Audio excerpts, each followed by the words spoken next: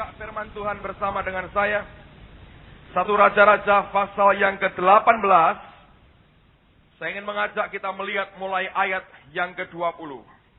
Sekali lagi saya mau ikuti apa yang Roh Tuhan inginkan pada hari ini.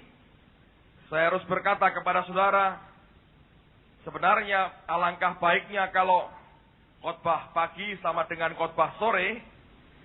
Anda yang hadir dalam mesbah keluarga tidak harus dibuat bingung oleh dua hal yang berbeda.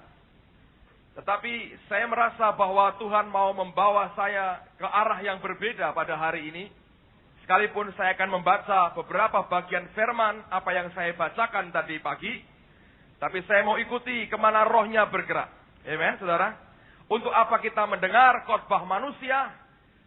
Karena semua yang berasal dari manusia tidak bisa mengubah akan kehidupan dan hati kita. Lebih baik mari kita nikmati dan kita dengarkan apa yang berasal dari Roh Allah sendiri. Karena apa yang berasal dari Tuhan, itu yang mengubah kehidupan kita. Amen, saudara. Nah sekarang mari kita lihat 1 Raja-Raja pasal yang ke-18. Saya akan membaca mulai ayat yang ke-20. Anda perhatikan pada Alkitab saudara masing-masing. Demikian bunyi firman Tuhan. Ahab mengirim orang ke seluruh Israel dan mengumpulkan nabi-nabi itu ke Gunung Karmel. Lalu Elia mendekati seluruh rakyat itu dan berkata, berapa lama lagi kamu berlaku timpang dan bercabang hati? Kalau Tuhan itu Allah, ikutilah dia. Dan kalau Baal, ikutilah dia. Lalu perhatikan Alkitab mengatakan, tetapi rakyat itu tidak menjawabnya sepatah kata pun. Anda boleh garis bawahi akan kalimat itu. Saya akan jelaskan nanti mengapa mereka tidak menjawab sepatah kata pun. Ayat berikutnya. Lalu Elia berkata kepada rakyat itu, hanya aku seorang diri yang tinggal sebagai nabi Tuhan. Padahal nabi-nabi Baal itu ada 450 orang banyaknya. Namun baiklah diberikan kepada kami 2 ekor lembu jantan. Biarlah mereka memilih seekor lembu, memotong-motongnya, menaruhnya ke atas kayu api. Tetapi mereka tidak boleh menaruh api. Aku pun akan mengolah lembu yang seekor lagi, meletakkannya ke atas kayu api, dan juga tidak akan menaruh api. Kemudian, biarlah kamu memanggil nama Allahmu, dan aku pun akan memanggil nama Tuhan. Maka Allah yang menjawab dengan api, dialah Allah. Seluruh rakyat menyaut katanya, baiklah demikian. Kemudian Elia berkata kepada nabi-nabi Baal itu, pilihlah seekor lembu dan olahlah itu dahulu, karena kamu ini banyak. Sesudah itu panggillah nama Allahmu, tetapi kamu tidak boleh menaruh api. Mereka mengambil lembu yang diberikan kepada mereka, mengolahnya dan memanggil nama Baal dari pagi sampai tengah hari. Katanya, ya Baal, jawablah kami. Tetapi tidak ada suara, tidak ada yang menjawab. Sementara itu, mereka berjingkat-jingkat di sekeliling mesbah yang dibuat mereka itu. Pada waktu tengah hari, Elia mulai mengejek mereka. Katanya, panggillah lebih keras, bukankah dia Allah? Mungkin ia merenung. Mungkin ada urusannya, mungkin ia bepergian, barangkali ia tidur dan belum terjaga. Maka mereka memanggil lebih keras, serta menoreh-noreh dirinya dengan pedang dan tombak, seperti kebiasaan mereka, sehingga darah bercucuran dari tubuh mereka. Sesudah lewat tengah hari, mereka kerasukan sampai waktu mempersembahkan korban petang. Tetapi Anda perhatikan dan garis bawahi juga, tidak ada suara, tidak ada yang menjawab, tidak ada tanda perhatian. Saya berhenti dulu sampai di sini, saudara. Dengarkan dulu baik-baik. Alkitab menceritakan pada waktu itu orang Israel menyembah akan Baal. Mereka berubah setia, mereka tidak menyembah akan Allah yang hidup, mereka menyembah akan Baal. Akibat dosa mereka, maka Allah membuat selama 3,5 tahun seluruh tanah Israel tidak mengalami akan datangnya musim hujan yang mereka nantikan. Anda bisa bayangkan di Indonesia ini kemarau terlambat beberapa bulan, lebih panjang beberapa bulan. Kita bisa melihat berapa banyak tanah di tanah Jawa ini yang rusak oleh karena kekurangan air. Nah, bayangkan kalau sampai mereka mengalami kekeringan bukan hanya beberapa bulan, tapi 3,5 tahun lamanya tidak ada air di tanah Israel yang turun dari atas. Artinya mereka tidak pernah menikmati hujan selama 3,5 tahun banyaknya. Nah, pada waktu itulah sampai pada waktunya Allah berkata kepada Elia, tunjukkanlah dirimu dan buat konfrontasi dengan nabi-nabi Baal. Dan Allah ingin mendemonstrasikan akan kuasanya. Nah, saya mau sampaikan satu poin yang penting pada hari ini. Saya tidak tahu apakah saya bisa bergeser dari poin ini sampai saya selesaikan dengan total apa yang saya berikan tadi pagi. Tapi saya mau turuti apa yang rohnya katakan. Karena rupanya Tuhan ingin memberikan penekanan yang berbeda buat kita hari ini. Nah, Alkitab berkata, waktu mereka dikumpulkan di Gunung Karmel, lalu Elia mulai berkata, berapa lama lagi kamu itu bercabang hati? Nah, dia menyatakan teguran templaan. Dengan kata lain, dia berkata, engkau selama ini cabang hati. Dia menegur dengan keras akan orang-orang Israel. Kebenaran disampaikan, dia menghardik, dia sampaikan kebenaran, dia sampaikan firman Allah kepada orang-orang Israel. Nah, tetapi Alkitab berkata, rakyat itu tidak menjawab sepatah kata pun. Dengan kata lain, rakyat itu hanya diam saja. Saya sudah baca ayat ini berkali-kali, saudara. Saya pernah mengkhotbahkannya. Saya sudah baca berulang-ulang akan ayat ini. Tapi sampai dengan hari Jumat pagi yang lalu, Roh Tuhan membuka mata rohani saya, melihat akan sisi lain dari kebenaran yang kita baca pada hari ini. Saya di Tegal 2 hari yang lalu, hari Jumat saya di Tegal, dan pada waktu itu saya sedang bangun pagi, saya menyiapkan diri untuk kebaktian sore di sebuah gereja. Ketika saya bangun pagi, Roh Tuhan berkata pada saya, baca lagi apa yang pernah kamu baca. Karena pada hari Kamisnya, Tuhan gerakkan saya baca akan perikop ini. Roh Allah berkata, baca lagi ayat itu. Aku tunjukkan sesuatu kepadamu. Aku mau kamu sampaikan itu. Ketika saya baca, mata saya tertuju kepada kata-kata. Dan rakyat tidak menjawab sepatah kata pun. Artinya, rakyat bungkam, tidak bereaksi, tidak memberikan respon ketika kebenaran disampaikan. Lalu Allah bertanya pada saya, mengapa mereka bungkam? Saya bilang, tidak tahu Tuhan, kenapa mereka bungkam. Saya bisa menduga, saya bisa mengira-ngira mengapa mereka bungkam. Tapi Roh Tuhan menunjukkan kebenarannya. Dengerin baik-baik. Pada waktu itu, mereka menyembah akan Baal.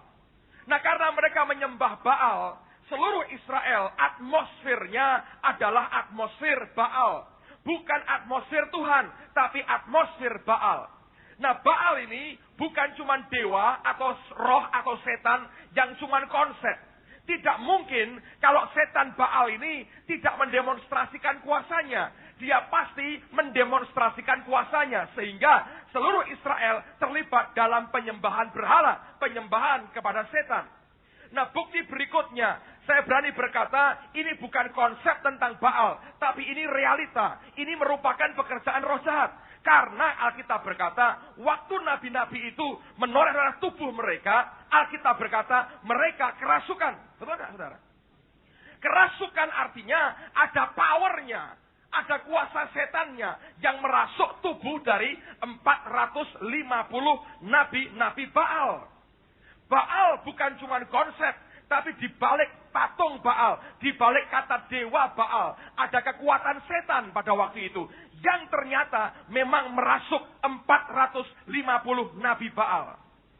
Tapi, roh yang satu ini rupanya punya sifat, punya karakter. Apa itu? Tidak menjawab, tidak memperdengarkan suara, dan tidak memberi atau tidak ada tanda perhatian. Betul nggak? Alkitab berkata, waktu mereka teriak-teriak, Baal tidak menjawab, tidak terdengar suara, dan tidak ada tanda perhatian. Roh Tuhan berkata kepada saya begini. Oleh karena mereka menyembah dewa yang tidak ada tanda perhatian, maka atmosfer seluruh Israel adalah atmosfer yang tidak ada tanda perhatian kepada Allahnya. Waktu kebenaran disampaikan, Elia beritahu kebenaran, bongkar dosa mereka, membuka hati mereka. Firman Tuhan berkata, mereka tutup mulut, mereka tidak menjawab sepatah kata pun. Kenapa? Sebagaimana yang mereka sembah, atmosfer akan mempengaruhi hidup mereka. Lalu mereka akan berperilaku punya cara berpikir, bertindak, berkata-kata seperti dewa yang mereka sembah. Dan waktu itu Rasul berkata begini, hati-hati dengan yang namanya atmosfer dalam kehidupan kita sebagai orang Kristen.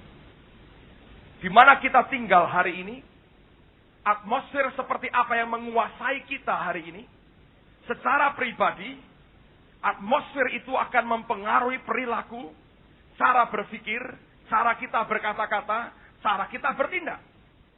Orang yang hidup dalam atmosfernya Allah, perilaku Tuhan, cara berpikir ilahi, akan ditularkan dalam hidupnya. Orang menyembah Baal, perilaku Baal yang tidak menjawab, tidak ada tanda perhatian, kena kepada orang-orang yang di bawahnya. Waktu mereka dengar kebenaran, orang-orang yang nyembah Baal juga tidak mengucapkan sepatah kata pun. Sebagaimana dewanya, maka demikian juga umatnya. Buka bersama dengan saya, Yeremia pasal yang kedua. Saya tunjukkan bukti kebenaran firman Tuhan juga hari ini. Kitab Nabi Yeremia pasal yang kedua. Lihat pada ayat yang kelima. Yeremia pasal yang kedua. Ayat yang kelima. Firman Allah berkata, beginilah firman Tuhan. Apakah kecurangan yang didapati nenek moyangmu padaku, sehingga mereka menjauh daripadaku? Dengerin baik-baik. Mengikuti dewa kesia-siaan, sampai mereka menjadi, apa saudara? Sia-sia. Mengikuti dewa Baal yang tidak menjawab, membuat umat yang di bawahnya dipengaruhi atmosfernya Baal, terima kebenaran juga tidak menjawab. Waktu mereka menyembah akan dewa kesia-siaan, atmosfer dewa kesia-siaan melingkupi mereka sehingga mereka berbuat yang sia-sia. Nah, orang percaya harus mengerti atmosfer seperti apa yang melingkupi kita hari ini. Engkau akan jadi seperti itu, saudara. Hanya masalah waktu saja. Tapi saya mau katakan betapa seriusnya setiap kita harus memperhatikan atmosfer dalam hidup kita pada hari ini. Dalam seminggu ini kita tahu ekonomi kita digoncang luar biasa. Dolar naik. Saya dengar sudah mulai turun, saudara. Puji Tuhan, saudara. Ya. Yang mau ke Singapura agak tenang sedikit. Kalau tidak, ongkos tiketnya tambah banyak. Nah, sekarang atmosfer apa yang menguasai saudara? Ketika engkau belanja pagi-pagi, sayur naik, telur naik, ayam naik, babi naik, sapi naik. Semua yang kolesterol naik semua, saudara. Anda mesti beli itu, kaget, shock. Lalu orang berkata, aduh, nggak cukup ini. Apakah atmosfer itu mempengaruhi saudara? Atau tidak? Apakah engkau dipengaruhi oleh hadirat Allah setiap hari, sehingga membuat hidup kita berbeda? Nah, atmosfernya apa hari ini yang menguasai kita? Dalam rumah tanggamu misalnya. Apakah atmosfernya atmosfer berantem? Kalau nggak berantem, kaku semua. Rematiknya kambuh kalau nggak berantem. Tiap hari harus berantem. Sampai kalau ketemu orang juga pengennya diajak berantem, saudara. Nah, atmosfernya apa yang menguasai kita? Ada orang yang hidup dalam atmosfer perzinahan, ketidakkudusan, kenajisan. Kalau itu menguasai hidup kita, lihat cara berjalan kita najis, cara melihat kita kotor, cara berdandan kita juga tidak suci. Atmosfer sekitar kita akan mempengaruhi perilaku kita. Menyembah Baal yang tidak menjawab, mereka juga tidak menjawab. Menyembah dewa kesia-siaan, mereka juga menjadi orang-orang yang sia-sia. Tapi sebaliknya orang percaya yang mengerti bagaimana tinggal dalam hadiratnya, dalam atmosfer surga, orang itu akan menikmati sesuatu yang ajaib. Sekarang buka 2 Raja-Raja pasal yang ketiga. Alkitab mengisahkan Raja Israel, Raja Yehuda, Raja Edom berperang melawan Raja Moab. Pada waktu mereka mulai berperang, didapati mereka tidak mendapatkan air. Dan mereka sadar kalau mereka tidak punya air untuk tentara dan untuk hewan mereka, mereka pasti akan dapat dikalahkan. Nah, Raja Israel berkata, kita pasti mati. Itu reaksi orang yang tidak percaya. Begitu kena masalah teriaknya, kita pasti mati. Yosafat, Raja Yehuda yang kenal dengan Allah, lain bicaranya. Sebelum mati, tanya dulu Nabi dong. Siapa tahu ada pesan Tuhan buat kita. Lalu mereka datang kepada orang yang bernama Elisa. Nah, lihat pada ayat yang ke-12. Kalimat yang kedua. Sesudah itu pergilah Raja Israel dan Yosafat dan Raja Edom kepada Elisa. Tetapi berkatalah Elisa kepada Raja Israel, apakah urusanku dengan engkau? Pergilah kepada para nabi ayahmu dan kepada para nabi ibumu. Jawab Raja Israel kepadanya, jangan begitu. Sebab Tuhan memanggil ketiga raja ini untuk menyerahkan mereka ke dalam tangan orang Moab. Berkatalah Elisa, demi Tuhan semesta alam yang hidup, yang di hadapannya aku menjadi pelayan. Jika tidak karena Yosafat, Raja Yehuda, maka sesungguhnya aku ini tidak akan memandang dan melihat kepadamu. 15, Anda perhatikan. Maka sekarang jemputlah bagiku seorang pemetik kecapi. Pada waktu pemetik kecapi itu bermain kecapi, maka kekuasaan Tuhan meliputi dia. Kemudian berkatalah ia, beginilah firman Tuhan. Elisa tahu, saudara, Edom itu keturunan Esau. Gak ada urapan. Kumpul sama dia, membunuh urapan. Israel nyembah berhala. Hadirat setan yang dia bawa. Kumpul sama dia, malah celaka. Neraka, tumpahkan ke hidup kita. Yosafat orang benar. Ada urapan. Kumpulnya sama urapan setan. Gak cocok, saudara. Mau cari firman Tuhan gimana? Lalu ketika datang ke Elisa, dia ngerti persis apa yang harus dia buat. Dia berkata dalam hatinya, kalau bukan hadirat surgawi yang tinggal, tidak mungkin ada firman Tuhan. Dan dia berkata kemudian, panggil pemain kecapi. Ketika dia mengalunkan kecapinya, dia menyembah Tuhan dengan kecapinya. Saya tahu hadirat Allah membungkus dia. Dan firman Tuhan berkata, maka kekuasaan Tuhan meliputi dia. Amen, saudara. Anda bisa menciptakan atmosfer lewat worship, saudara. Lewat hatimu. Lewat perkataan firman. Engkau bisa ciptakan, engkau bisa create atmosfer dalam hidupmu. Kami melayani di sebuah gereja beberapa hari yang lalu. Menurut logika saya, gereja ini sudah terima Roh Kudus, saudara, ya. Ngerti soal bahasa roh dan sebagainya. Waktu siang hari kami diajak makan siang oleh beberapa pengurusnya. Gembalanya sedang pergi. Ini beberapa pengurus gereja ajak kami makan siang. Lalu kami sharing-sharing dengan mereka. Tanpa disengaja sebetulnya. Lalu mereka cerita akan kondisi gereja mereka. Yang membuat saya terkejut sekali. Dia berkata begini, Pak. Tempat kami ini aneh sekali. Seharusnya tempat kami gereja ini terima soal Roh Kudus. Tapi gereja ini sebaliknya, 70% dari majelis gereja belum kepenuhan roh. Mereka mencoba, mereka ingin itu dan tidak bisa. Lalu mereka berkata tidak harus berbahasa roh. Lalu sekarang mereka anti dengan bahasa roh. Pendeta mencoba di tengah-tengah. Saya akhirnya belajar, orang takut manusia jerat, saudara. Dia mencoba netral, ya sana, ya sini, ya. Ini orang tidak berani bicara, mengatakan firman. Oh, dengan berbagai dalih pasti, saudara. Tapi setiap kali orang tidak pernah berani berdiri atas kebenaran, dia membuat dirinya terjerat sendiri oleh kelakuannya. Setiap kali mereka berkata, setiap ada hamba Tuhan datang di gereja itu, dan nyinggung soal bahasa roh, nanti ketika pendetanya pulang, gerejanya ribut. Ribut berdebat soal bahasa roh. Saya kaget juga, waduh, ini ngeri juga ini gereja. Dan saya berdoa, Tuhan, aku tidak mau tinggalkan bom waktu untuk gereja ini. Kalau aku pulang, mereka ribut. Seperti apa? Saya bisa merasakan kalau Anda jadi gembala, ada tamu menciptakan masalah untuk gereja, tamunya pulang, enak, bye-bye. Yang ditinggal, ribut, saudara. Tanpa seringkali bisa ngerti solusinya seperti apa. Dan saya berdoa, Tuhan, aku tidak mau menciptakan masalah. Tapi aku juga harus menyampaikan kebenaran, tapi izinkan aku khotbah yang lain. Saya menyiapkan khotbah yang lain, saudara. Saya mau ajari mereka beriman soal duit supaya nggak bingung karena dolar naik, saudara. Dan singkat cerita, pada waktu sore hari, setengah jam sebelumnya kami datang, teman-teman nyusul dan kami melayani bersama-sama. Teman-teman kita main musik di depan, saudara. Dan itu kira-kira 10 menit sebelum acara dimulai. Dan waktu mereka mulai menyembah Tuhan dengan musik mereka, saya merasakan hadirat Tuhan kuat sekali.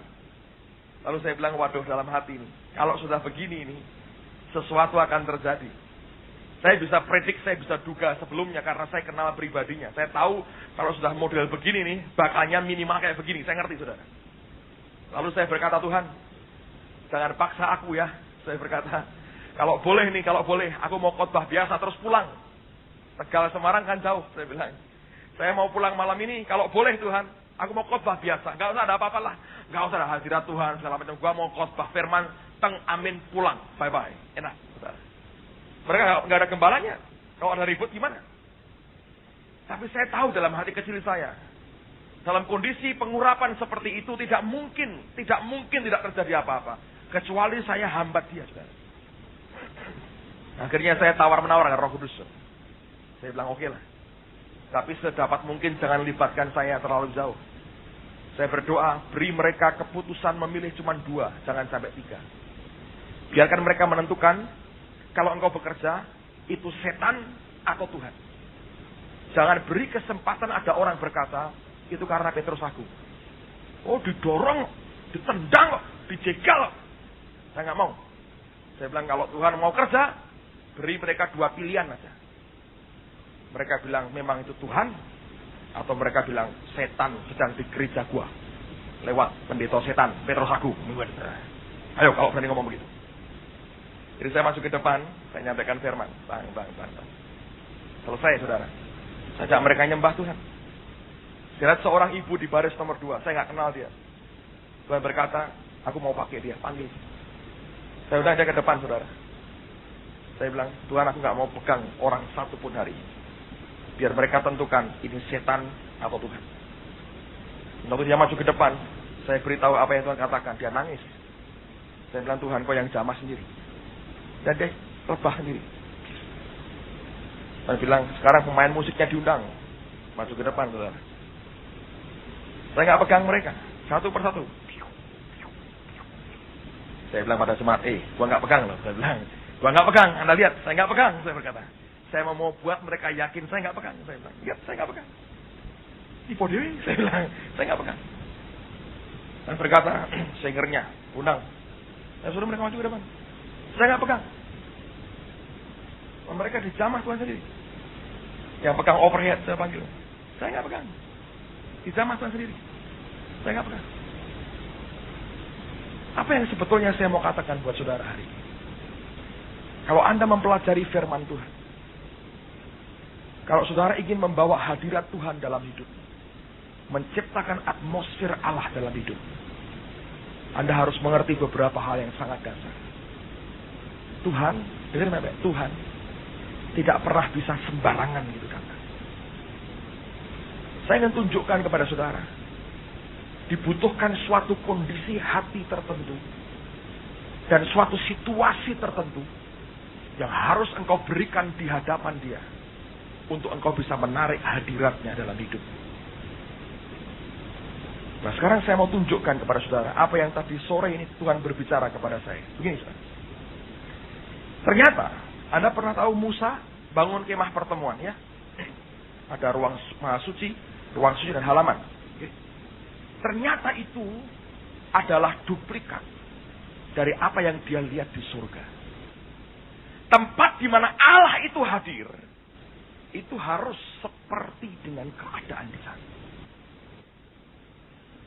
Kalau engkau tidak bisa menciptakan keadaan surga itu di sini, gak ada hadirat Tuhan dalam hidup. Percaya? Saya mau tunjukkan dengan beberapa bukti firman Tuhan. Dan karena ini diulang-ulang berkali-kali, saudara, maka saya percaya ini pasti penting sekali. Nah, sekarang mari buka bersama dengan saya dulu kitab Keluaran pasal yang ke-25. Ayat yang ke-40. Tuhan berkata, dan ingatlah bahwa engkau membuat semuanya itu menurut contoh yang telah ditunjukkan kepadamu di atas gunung itu. Nah, ini peristiwa ini kapan, saudara? Pasal sebelumnya, 24, ayat 12. Saya bacakan buat saudara. Tuhan berfirman kepada Musa, naiklah menghadap aku ke atas gunung, dan tinggallah di sana. Maka aku akan memberikan kepadamu loh batu, yakni hukum dan perintah, yang telah kutuliskan untuk diajarkan kepada mereka. Lalu bangunlah Musa dengan Yosua abdinya, maka naiklah Musa ke atas gunung Allah itu. Tetapi kepada para tua-tua itu ia berkata, tinggallah di sini menunggu kami, sampai kami kembali lagi kepadamu. Bukankah Harun dan Hur ada bersama-sama dengan kamu? Siapa yang ada perkaranya, datanglah kepada mereka. Maka Musa mendaki gunung dan awan itu menutupinya. Kemuliaan Tuhan diam di atas gunung Sinai, dan awan itu menutupinya 6 hari lamanya. Pada hari ke-7 dipanggilnyalah Musa dari tengah-tengah awan itu.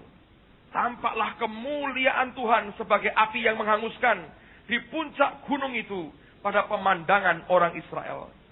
Masuklah Musa ke tengah-tengah awan itu dengan mendaki gunung itu. Lalu tinggallah ia di atas gunung itu 40 hari dan 40 malam lamanya. Ngapain, saudara? Dia melihat akan surga. Dan Tuhan berkata, buat yang seperti ini. Karena Allah ingin tinggal di tengah-tengah umatnya. Dan semua yang berbau dunia, Tuhan berkata, aku gak mau. Aku hanya mau yang berbau surga. Dan Musa lihat akan kemuliaan yang begitu luar biasa. 40 hari dia lihat semua. Dan waktu dia lihat, Allah berkata, buat yang seperti ini.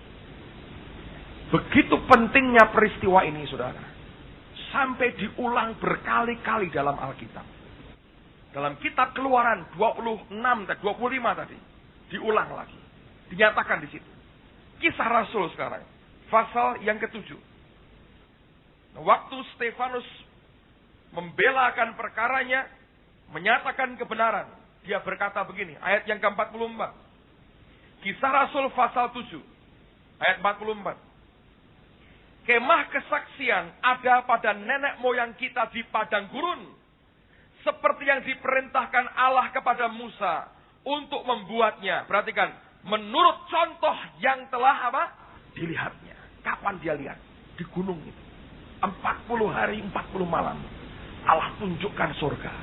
Dia berkata, aku mau tinggal di tengah-tengahmu. Tapi jangan beri aku sesuatu yang berbau manusia. Beri aku sesuatu yang punya aroma surga. Buat seperti yang surga punya. Aku tinggal di tengah-tengah. Belum cukup, saudara. Ibrani Anda buka. Surat Ibrani. Pasal 8. Ayat yang ke-5.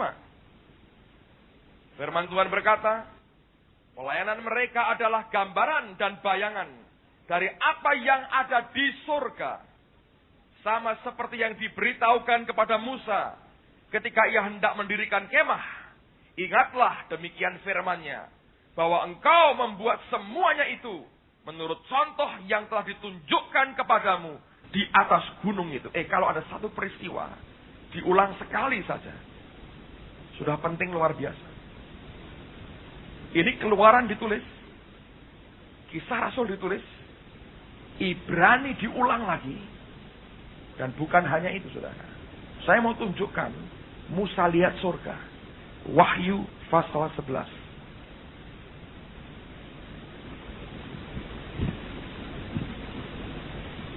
Wahyu 11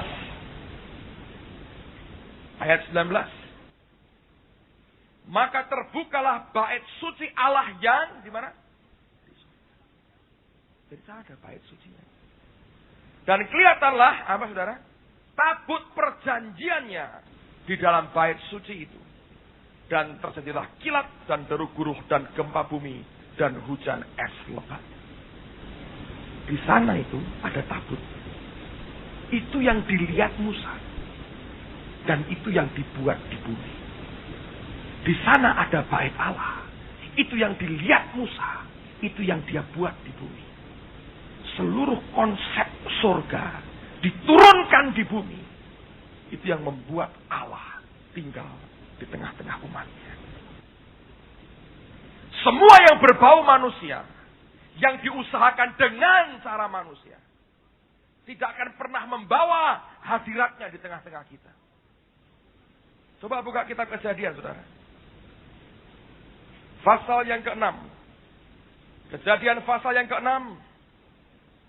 Ayat yang ke-3. Berfirmanlah Tuhan, Rohku tidak akan selama-lamanya tinggal di dalam manusia.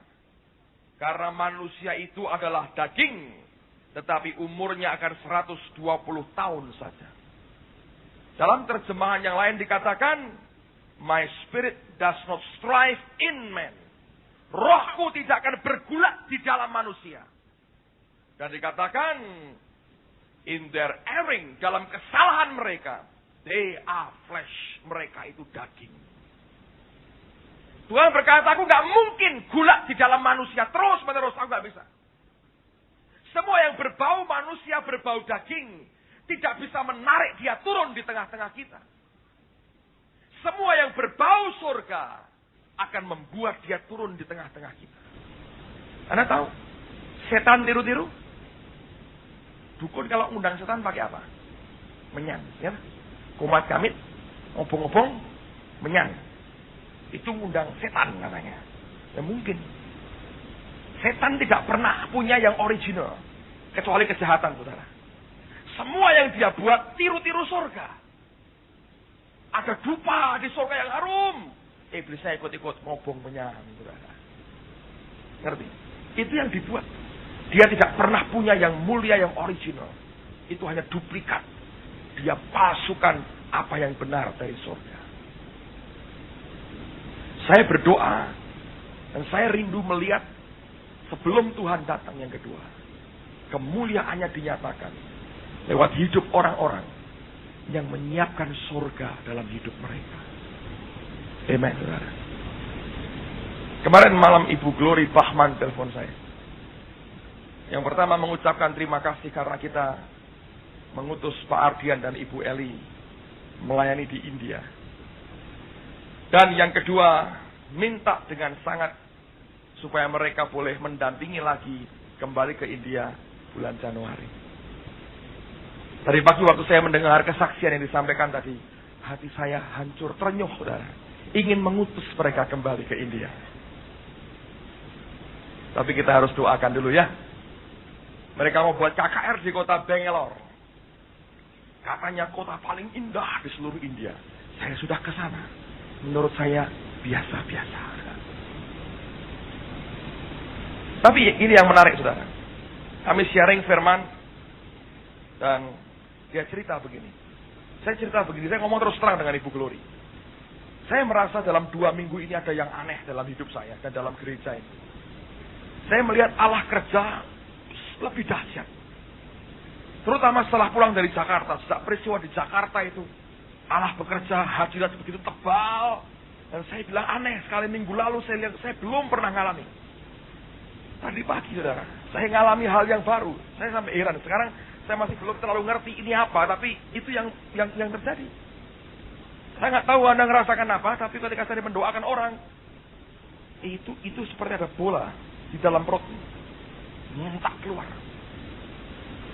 Itu roh. Hal rohani itu bisa dirasain, saudara. Kita bukan punya Allah yang konsep tangible. Anda bisa rasain sampai ke fisik. Itu bisa keluar. Dan itu sudah mulai kerasa sebetulnya hari Rabu siang. Kan kita doa di kantor siang hari ya. Beberapa teman saya harap masih ingat. Doa bahasa rohnya aneh.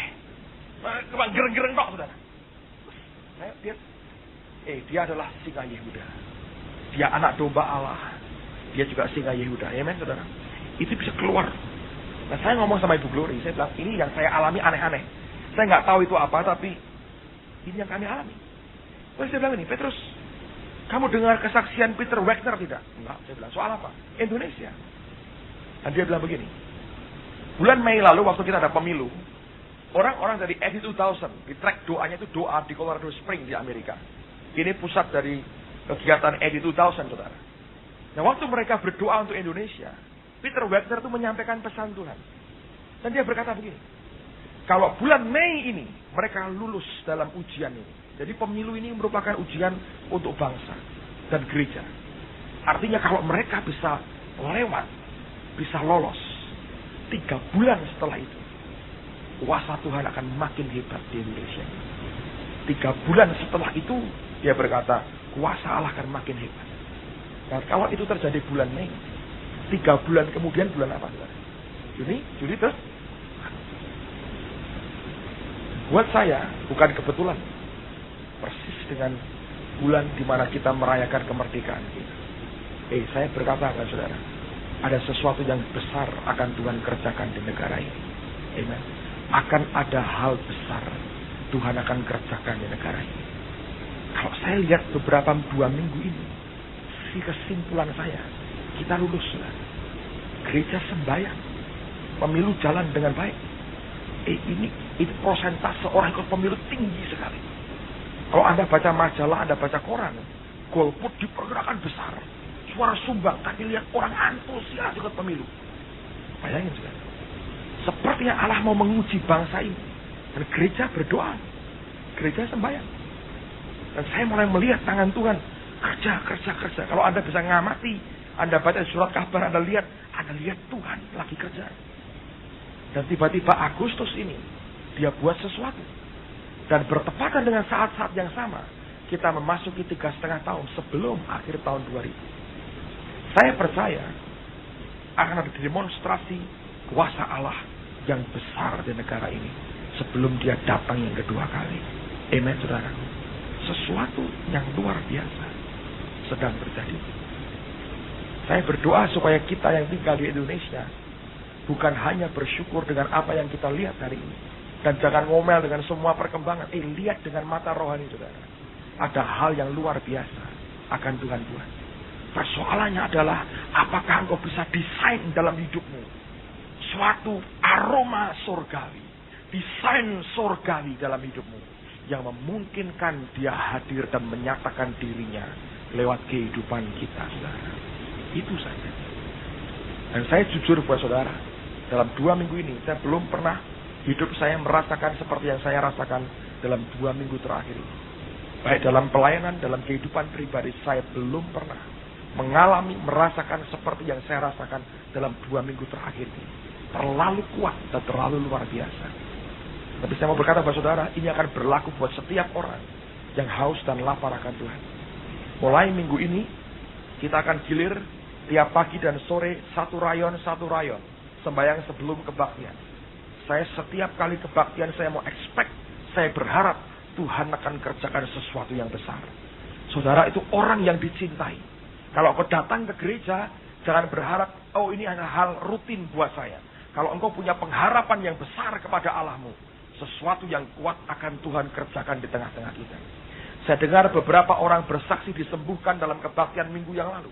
Dan saya bersyukur kepada Allah untuk itu. Tapi ada hal yang lebih besar akan dia buat, saudara, di tengah-tengah kita.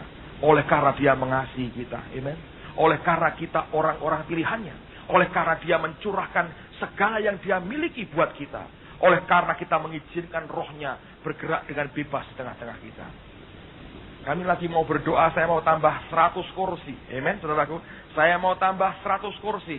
Lihat dengan mata rohani, jangan pakai mata jasmani. Lihat dengan matematika Tuhan, jangan matematika manusia. Lalu kewajiban semua kita penuhi kursi-kursi itu dengan jiwa-jiwa. Oleh karena pertolongan daripada roh Allah. Amen, saudara. Saya sungguh berdoa. Tuhan akan buat sesuatu. Lihat, sebelum Musa dia bisa buat kemah pertemuan, tempat Tuhan sendiri hadir. Dia lihat surga, patternnya, polanya, aslinya di sana. Ketika yang di atas diturunkan di bawah, sesuatu yang luar biasa terjadi. Robert Lerner dalam bukunya I Saw Heaven, Aku Melihat Surga, dia bersaksi, ketika Tuhan angkat dia ke surga, Dia mendengar beberapa lagu pujian yang pernah dia dengar di bumi. Oh, dia pikir orang-orang mati, anak-anak Tuhan yang mati di surga nyanyikan lagu yang sama. Karangannya si A, si B, si C. Dia pikir begitu. Dan berkata tidak. Ini lagu orisinil dari surga.